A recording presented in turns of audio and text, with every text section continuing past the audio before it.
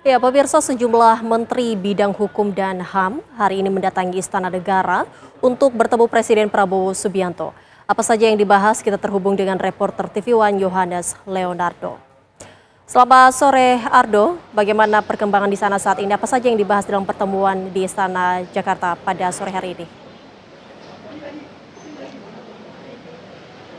Ya, Prita membahas mengenai kedatangan jajaran menteri di bawah Kementerian Koordinator Hukum, HAM, Imigrasi, dan juga Pemasyarakatan pada siang hari ini. Memang tadi sejak siang tadi, pantauan kami melihat ada beberapa jajaran menteri, diantaranya ada Menko-nya, yakni adalah Yusril Iza Mahendra yang tiba. Disusul kemudian Menteri HAM, ada tadi Natalius Pigai, dan Menteri Hukum Supratman Andi Adgas yang juga tiba dan masuk ke dalam untuk bertemu dengan Presiden ke-8 Republik Indonesia, Prabowo Subianto. Sayang kami tidak menjumpai Menteri Imigrasi dan Pemasyarakatan Agus Andrianto yang tidak nampak di kawasan Istana Negara pada siang hari ini. Namun yang jelas terkait poin pembahasannya sendiri, tadi Yusril hanya mengatakan bahwa pembahasan di dalam akan seputar dengan progres lini kementerian saja, karena memang disampaikan juga secara spesifik oleh Menteri Hukum Supratman Andi Adgas yang menyampaikan bahwa ada beberapa hal yang akan dikoordinasikan, termasuk terkait mekanisme pemulangan narapidana ke negara asalnya yang saat ini masih berada di Indonesia, yang kemarin isunya sudah bergulir dan bahkan digulirkan juga oleh Menteri Hukum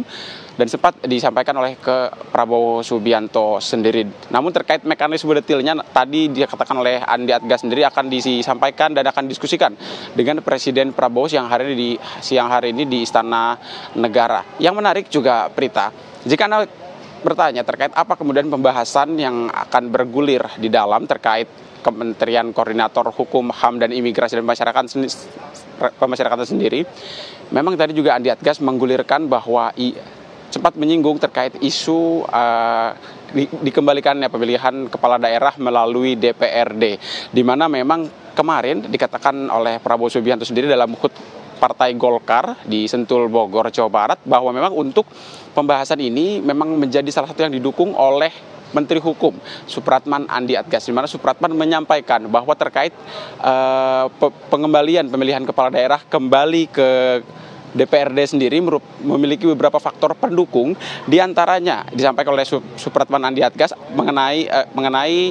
demokrasi sendiri tetap bertahan karena memang tetap dipilih oleh rakyat melalui DPRD sebagai Dewan Perwakilan Rakyat Daerah. Yang kedua, poin disampaikan sebagai penguat kenapa kemudian pemilihan melalui DPRD menjadi pilihan atau dapat menjadi opsi yang dipertimbangkan. Disampaikan oleh Andi Adgas sendiri bahwa itu secara cost atau secara pengeluaran sendiri akan lebih efektif, mengingat Pilkada serentak yang berlangsung tahun 2024 ini sendiri sudah menelan biaya mencapai 28,6 triliun jika kita berkaca pada data penggunaan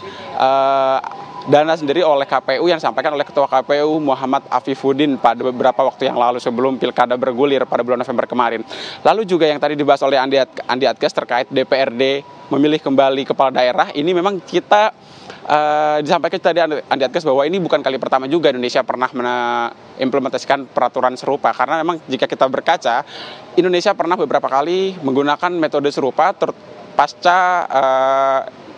tahun 1945 ketika Indonesia pertama kali merdeka, di mana untuk pemilihan melalui DPRD sendiri khususnya berubah pada tahun 1999 ketika undang-undang